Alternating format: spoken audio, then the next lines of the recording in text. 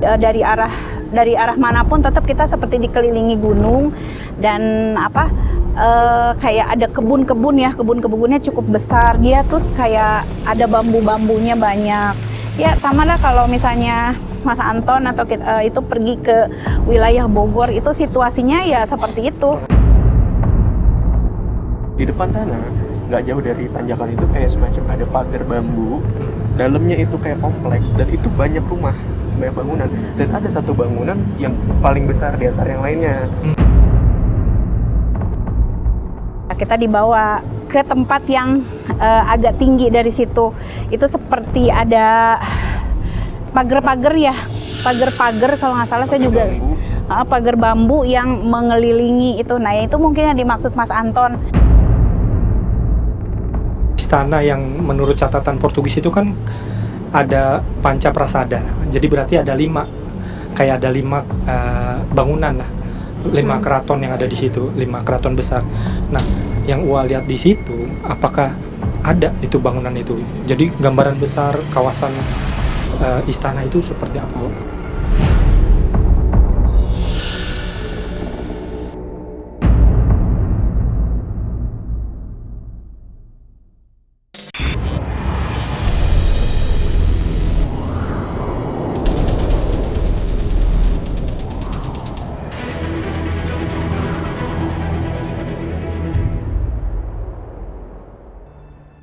Assalamualaikum warahmatullahi wabarakatuh.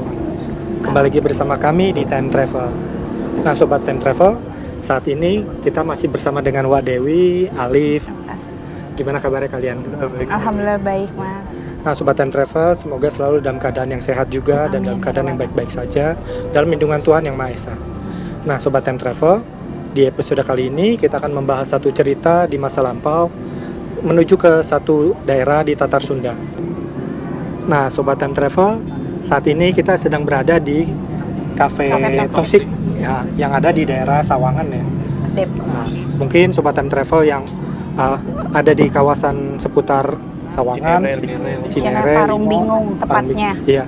Nah, Sobat Time Travel, di episode kali ini kita akan mengulas satu cerita ya, Liv, tentang satu cerita yang ada di Tatar Sunda pada masa lalu. Nah, Sobat Time Travel, pasca meredupnya kekuasaan Tarumanegara, muncul 2 kekuasaan baru di Tanah Sunda, yaitu Kerajaan Pakuan Pajajaran dan Kerajaan Galuh. Nah, dari literasi yang saya kumpulkan dan saya temukan, ada beberapa peninggalan yang Kerajaan Pakuan Pajajaran ini berikan buat kita di masa sekarang. Beberapa di antaranya adalah prasasti batu tulis. Terus kemudian ada makam Ratu Galuh yang merupakan istri dari Prabu Siliwangi dan kedua Panglima dan Pati dari Prabu Siliwangi. Juga ada catatan-catatan berupa carita parahyangan dan kemudian catatan dari Portugis. Juga ada babat Tanah Sunda. Namun dari berbagai referensi dan literasi yang saya temukan, itu sangat sulit untuk merangkai menjadi satu gambaran yang utuh tentang bagaimana sih keraton yang ada di Pakuan Pajajaran. Tidak banyak orang yang mengetahui tentang suasana ibu kota maupun tentang istana yang ada di Pakuan Pajajaran, karena tidak ada peninggalannya, sehingga orang-orang jadi meragukan apakah Kerajaan Pakuan Pajajaran ini sebenarnya ada atau enggak sih, karena istananya juga tidak ada, penanda-penandanya juga tidak ada. Nah Sobat Time Travel, di episode kali ini Alif dan Wak Dewi akan melakukan penelusuran, menembus dimensi ruang dan waktu untuk bercerita tentang apa yang ada di Kerajaan Pakuan Pajajaran pada masa itu, sehingga kita bisa dapat gambaran yang utuh tentang suasana ibu kota dan istana yang ada di Pakuan Pajajaran. Nah Sobat Time Travel, Wak Dewi, Alif, nah kita kan pengen tahu nih gambaran yang persis tentang situasi yang ada di Kerajaan Pakuan Pajajaran pada masa lalu. Seperti apa sih, karena menghubungkan berbagai macam fakta-fakta peninggalan sejarah itu kan kita tidak begitu lengkap gambarannya. Nah Wak, supaya kita dapat gambaran yang lebih detail lagi lah gitu, itu Uwa mengawali perjalanan cerita yang ada di Kerajaan Pakuan itu dari mana? Apa yang Uwa lihat pertama kali? Ya, saya ada berpijak di sebuah bangunan yang tadi saya bilang itu sepi, tidak ada siapa-siapa. Mungkin itu bisa dibilang seperti aula, tapi bangunannya itu masih tetap dengan konsep alami, panggung rumah. dari kayu bambu. Iya, tapi sangat sepi di situ. Nah, saya juga sedikit bertanya sama Alif, ini kita berada di mana gitu, kok sepi gitu ya. Coba lebih detail lagi melihatnya gitu kan.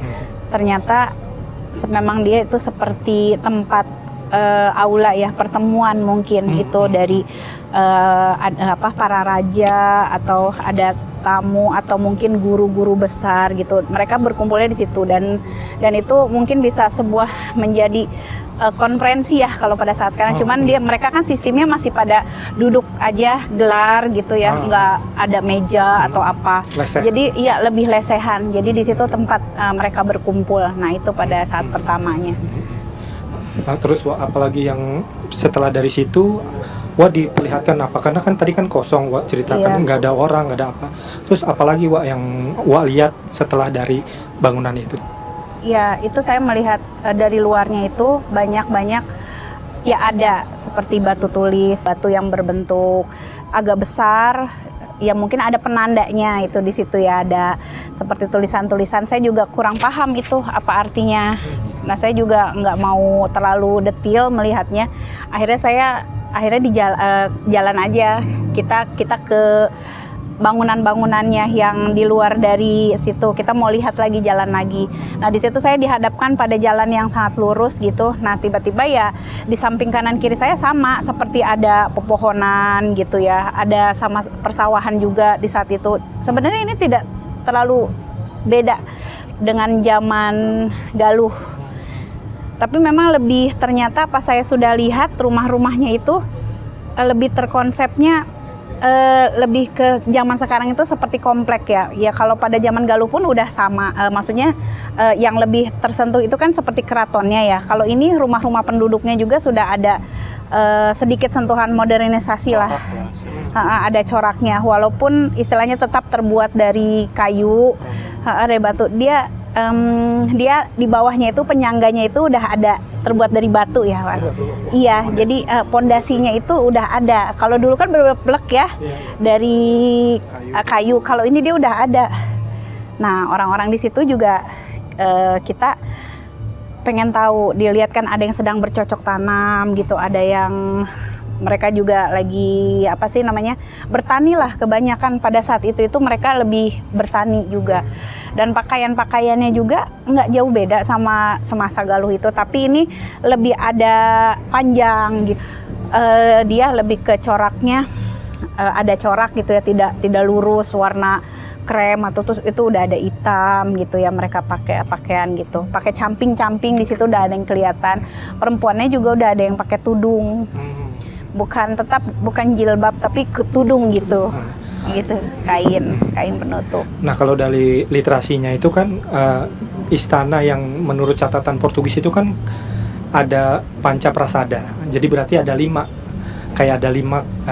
bangunan lah, 5 keraton yang ada di situ, 5 keraton besar. Nah yang Ua lihat di situ, apakah ada itu bangunan itu? Jadi gambaran besar kawasan istana itu seperti apa? Sebenarnya sih hanya sebagai kampung, tapi dia tetap ada di tengah kalau bangunannya seperti itu. Yang saya lihat itu hanya bangunannya lebih besar aja, yang ada dia lebih besar daripada rumah-rumah penduduknya itu. Dan kita juga sempat ngajak salah satu warga di situ ya yang sedang berdagang, karena kan di lapangan luas itu ternyata ada seperti niaga juga. Di situ ada perniagaan, udah menjual pakaian-pakaian yang buat pertanian gitu, kayak cangkul di situ juga ada, kayak kendaraan juga udah ada. Nah kita coba untuk berkomunikasi dengan salah satu, ternyata kita ke tempat pedagang ya kalau nggak salah, ke salah satu pedagang. Nah bapak-bapak kita ngobrol dengan baik, tapi bapak-bapaknya tuh kayaknya cukup sibuk karena sedang berniaga gitu, sibuk dagang. Di situ pasarnya lebih rame dan dia ada juga di lapangan tuh kelihatan kayak anak-anak gitu bawa-bawa ayam kayak mau diadu gitu pada zaman itu tuh. Itu udah menariknya di situ pada zaman itu tuh udah interaksi antar warga satu dengan warga lain tuh udah kelihatan apa ya, komunikasinya lebih bagus gitu dibandingkan dengan kerajaan Galuh yang lebih banyak diam. Saya lihat juga tuh saya komunikasinya juga sudah lumayan lancar gitu dengan bapak itu, dan dia tetap fokus tapi dia tetap melayani gitu. Akhirnya dia menyerahkan kayaknya ke istrinya, soalnya coba dibawa Bu katanya gitu ya. Dia tetap menggunakan seperti bahasa daerah yang halus gitu, tapi dia agak sedikit minta tolong Bu dibawa gitu kita. Akhirnya kita dibimbing lah sama beliau, sama ibu yang kira-kira umurnya 40-an lah, 30 lebih lah gitu. Udah kita dibawa ke tempat yang agak tinggi dari situ. Itu seperti ada pagar kalau nggak salah, saya juga pagar bambu yang mengelilingi itu. Nah itu mungkin yang dimaksud Mas Anton. Katanya ada 5 bangunan. Saya sih tidak menghitung satu persatu, tapi itu lebih dari 3 bangunan. Dan memang ada tetap satu seperti pendoponya di depan gitu. Pendoponya itu adalah jalan pembuka. Di situ pun ada ada dijaga juga sama prajurit. Nah itu prajuritnya itu beda, dia bawanya itu lebih ke kayak bambu runcing kayak. Kalau yang waktu kan zaman kemarin trisula, kalau ini dia lebih lurus aja gitu. Dan itu dia kayaknya yang buat tombaknya itu juga dia udah lebih kokoh.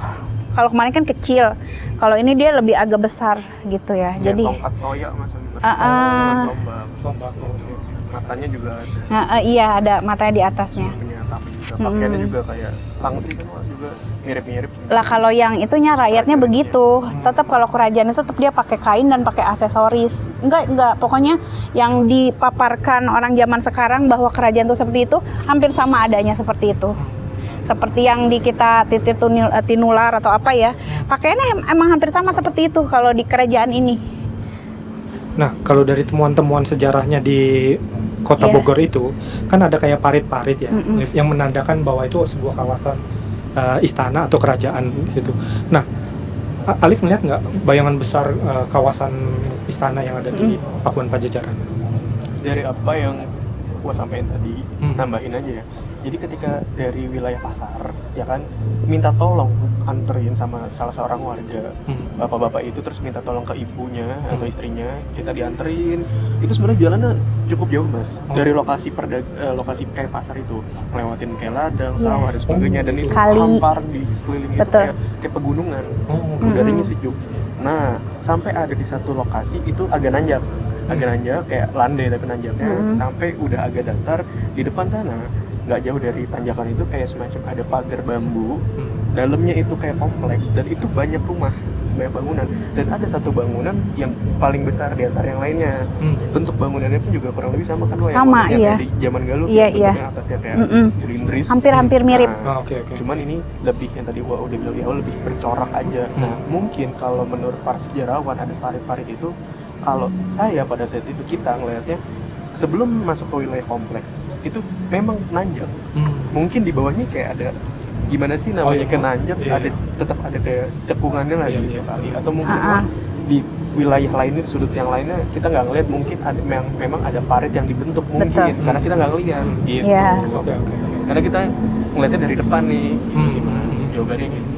Nah, dari katanya juga kan, jadi kata Pakuan dan Pajajaran ini orang kan bingung nih, bilang kerajaan Sunda juga dibilangnya kerajaan Pakuan, tapi juga kerajaan Pakuan Pajajaran. Nah, sebenarnya yang Alif lihat apa, atau mungkin menanyakan kepada orang yang ada di sana tentang sebenarnya mengacu kepada apa sih Pakuan dan Pajajaran ini? Alif bertanya nggak sama orang yang ada di Pakuan sana tentang mungkin ini ada filosofi yang lebih mendalam dari penamaan kerajaan mereka. Sebenarnya gini Mas ya, nama Pakuan, Pajajaran memang punya makna yang sangat dalam bagi masyarakat Sunda pada masa itu, bahkan sampai sekarang.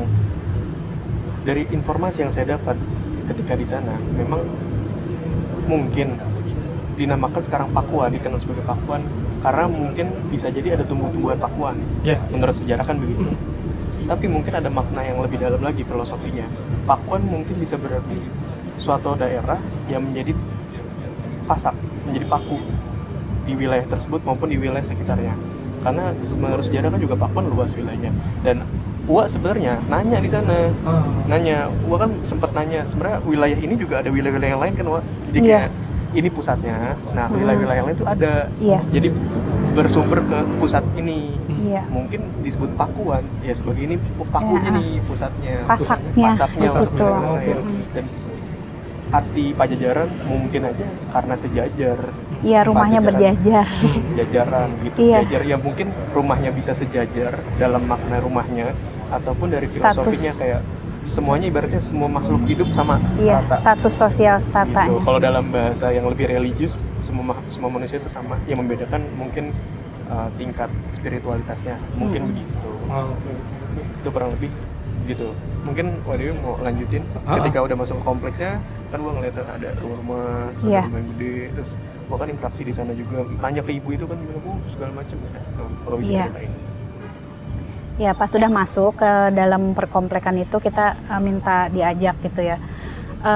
Rumah-rumahnya itu memang sama benar sejajar gitu rata-rata, sejajar dengan bentukan yang sama tapi dengan mungkin pada saat itu tuh bukan arsitek ya dibilang, jadi pemikiran setiap rumah itu kita samakan saja gitu, jadi nggak ada perbedaan. Tapi kita belum menyentuh ke bagian yang di atasnya dulu ya, yang rumah yang saya bilang tadi lebih besar bangunannya gitu, ada lebih dari 3 mungkin benar kali 5 gitu ya.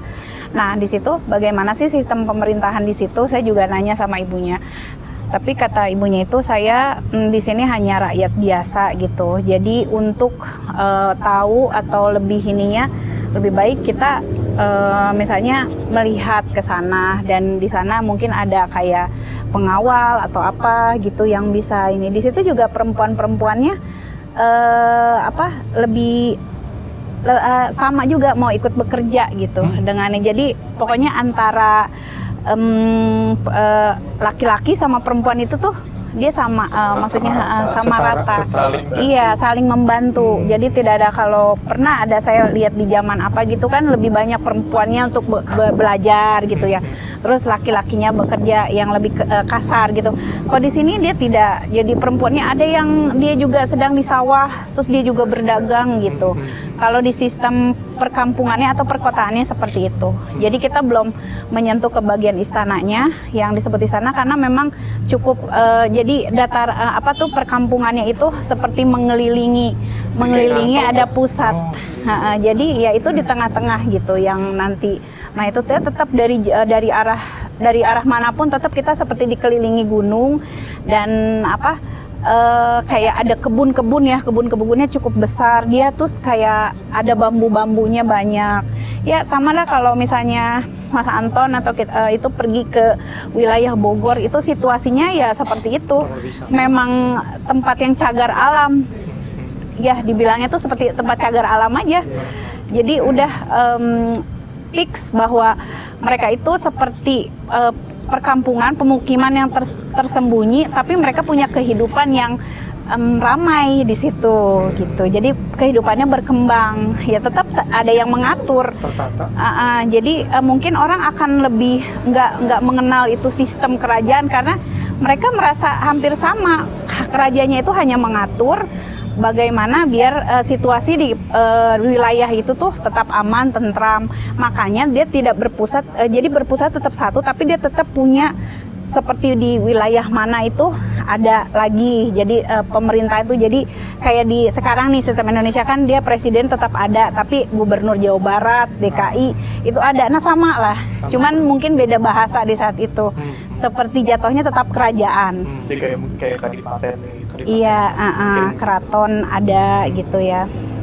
Perempuan-perempuannya juga yang di keraton-keraton ya bekerja, ada yang jadi abdi dalam, ada yang tapi memang tidak ada yang jadi ininya sih penjaganya kalau wanita, itu aja perbedaannya. Nah kalau dari literasi kan tuh ada anggapan bahwa istananya tuh hilang sirna, ngahiang bahasanya, moksa bersama dengan Prabu Siliwangi. Nah kalau misalnya dari apa yang Alif ceritakan, terus dari melihat situasi istana yang ada di sana lah gitu. Sebenarnya melogikakannya gimana sih, Liv? Kalau dari apa yang kami lihat ya Mas, saya sama Wadewi lihat gini, dari awal udah diceritain maupun dari episode Galuh, Nah, bangunan di sana rata-rata menggunakan kayu dan bambu. Betul. Kita tahu kayu dan bambu tidak sekokoh batu maupun kayak beton. Nah, kayu dan bambu pasti punya usianya, rentang usia yang lebih pendek daripada batuan. Mungkin seiring berjalannya waktu, zaman dilewati, pasti kan ada cuaca-cuaca yang kurang baik, mungkin ada suatu kejadian alam, melakukan entah apapun Tergerus. itu ya. Apapun itu ya akhirnya mungkin ya hilang. Karena apa? Karena situasi alam. Jadi iya saya juga mau ngebahas sih masalah. Jadi kita tadi udah belum terjawab ya kenapa itu bangunannya sepi gitu. Nah ternyata memang di saat itu tidak ada sebuah konferensi mungkin ya. Nah ternyata memang di situ itu kan tempat untuk bermusyawarah di saat ada masalah. Nah itu berkumpulnya di situ gitu. Nah itu jadi tidak boleh terlalu ramai, harus agak jauh dari itu. Nah di depannya itu saya agak sedikit tertarik dengan ada bangunan kecil gitu ya, tapi tetap terbuat dari kayak agak bilik-bilik ya, dia bilik-bilik saung ya, saung tetap kayak gitu. Tapi dia seperti ada dupa-dupa asap gitu. Entah itu mungkin persembahan atau apa, mereka kan tetap menghormati alam ya. Tetaplah pada saat itu menghormati, cuman kita nggak tahu itu bagaimana caranya, tapi saya tetap bertanya sama Alif itu apa ya buat itu, apa dufa, apa-apa gitu, hio mungkin kalau untuk orang Cina ya. Itu saya sedikit tertarik, jadi saya liatin gitu satu-satu. Ya itu dia dari keramaian yang dari jauh itu di situ sama sekali memang sepi. Nah, sebenarnya nih tambahan, ketika di dalam kompleks kan masih ditemenin sama ibu-ibu yang tadi. Nah, Wadewi nanya, Bu, wilayah yang tadi saya sempat ke wilayah yang sepi itu, terus di sekelilingnya ada kayak saung-saung dan ada kayak semacam asap-asapnya. Iya. Mungkin persembahan atau apa segala macam. Sebenarnya Wadewi nanya seputar itu, tapi ibunya mengarah lebih dalam lagi ke makna ajaran, Mas. Ya, mungkin Wadewi inget nggak? Bisa diceritain. Iya, ajaran-ajaran itu mereka ternyata memang benar yang tadi baru saya omongin ya. Jadi mereka itu memaknain semua kehidupan itu dengan persembahan itu rasa terima kasih. Tapi ternyata memang sudah ada ajaran-ajaran. Sebenarnya mereka itu udah tersentuh ajaran-ajaran dari luar. Jadi kata ibunya itu ada musafir atau para pedagang yang singgah ke sini itu membawa suatu ajaran-ajaran gitu. Nah mungkin itu lebih dispesifikasinya ada yang membawa ajaran Islam yang seperti ini. Cuman di saat itu belum semuanya bisa terima dengan ajaran itu. Ada yang mulai mempelajari pada saat itu dengan berubahnya tatanan pakaian mereka gitu. Ada beberapa orang ya pakai tudung, benar. Tapi nggak semua begitu. Jadi masih ada yang masih pakaiannya kebuka. Jadi itulah ada di situ itu lebih kompleks cara kehidupannya mereka, tapi tetap mereka itu menghormati satu sama lain. Tapi tetap memegang teguh budaya dan tradisi yang para leluhurnya ya berarti. Iya betul. Tambahan soal yang tadi ketika Wadewi nanya ke ibu-ibu itu masalah ajaran, sebenarnya orang-orang di masa itu ya masih menganut kepercayaan leluhur, itu entah namanya apa.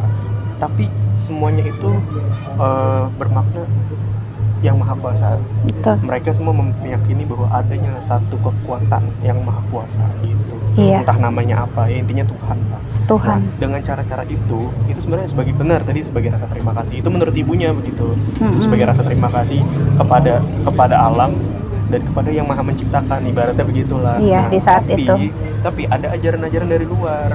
Mungkin kalau dalam literasi ada Hindu masuk kan, karena Pajajaran juga dikenal sebagai Hindu juga, kerajaan Hindu. Nah, sebenarnya kan itu mirip-mirip, cuman ada perbedaan lah dalam hal persembahan dan sebagainya. Tapi ada yang masuk lagi dari wilayah yang lain, yang mungkin kalau kita kenal sekarang sebagai Islam. Tapi pada masa itu ya kelihatannya emang belum tersentuh banget, cuman kayak ada beberapa kali. Ya paling spesifik udah gitu. Ya sobat time travel, Alif, Wa, ada lagi yang mau disampaikan atau kayaknya ini cukup memberikan gambaran seperti apa suasana yang ada di ibu kota dan istana Pakuan ya, istana Pakuan. Tapi mungkin yang lebih menarik lagi yang kayaknya bisa kita ungkap di episode yang lain ya, kayak misalnya mungkin tadi yang cerita tentang Prabu Siliwangi Ngahiang gitu kan. Terus juga tadi Alif udah cerita bahwa ada persentuhan pengaruh dari berbagai keyakinan yang orang datang ke musafir gitu. Mungkin nanti kita akan bicara tentang di episode selanjutnya kita akan bicara tentang mungkin dalam pengertian yang lain Ngahiang itu ternyata ada cerita yang lebih menarik lah gitu. Karena masih ada berbagai macam keturunan yang dikatakan keturunan langsung dari kerajaan Pajajaran yang mungkin juga bisa memberikan gambaran tentang dulu ternyata memang ada kerajaan Pakuan Pajajaran itu gitu. Dan keturunannya sampai sekarang masih ada. Masih ada, iya gitu. Nah, oke. Nggak ada lagi ya berarti. Iya. Oke. Udah cukup. Sobat Time Travel, semoga apa yang Wak Dewi dan Alif ceritakan tentang suasana yang bisa memberikan kita gambaran tentang suasana ibu kota atau istana dari kerajaan Pakuan Pajajaran. Nah, Sobat Time Travel, semoga kalian suka dengan episode kali ini dan semoga ini menambah kasana tentang kerajaan Pakuan lepas dari keilmuan sejarah ataupun arkeologi. Nah, Sobat Time Travel, tetap like, share, comment, and subscribe supaya terhubung dengan video-video kita yang terbaru. Sampai kita bertemu lagi di episode selanjutnya. Wassalamualaikum warahmatullahi wabarakatuh. Peristiwa tak terduga itu tadi. Peristiwa tak terduga, ini banget connect sama dia tuh. Wah, ngelihat sesuatu nggak? Mendengar sesuatu? Iya, keriuhan. Ada sesuatu yang di atas, orang naik kuda, dia kayak ada muter-muterin kain. Saya pikir pecut itu pada saat itu. Ini mau ada yang dihukum kali ini gitu. Maksudnya ada orang melakukan kesalahan terus mau dipecut gitu. Wah, liatin lagi tuh, pecut apa bukan gitu. Oh, enggak deh, dia seperti lebar gitu. Nah, ternyata dia itu diikuti beberapa pengawal pasukan gitu ya. Mungkin dia lebih dari 30 orang lah dari kerajaan aja pengawal sama si ini tuh. Ini ada apa nih? Kayak mau pindahan gitu kan. Mereka itu ada yang bawa kambing, ada yang bawa perbekalan. Terus ada juga kayak kereta ya yang nggak ditutup. Dia itu ada bawa anak-anak di situ, kayak ada gembolan mereka bawa gitu.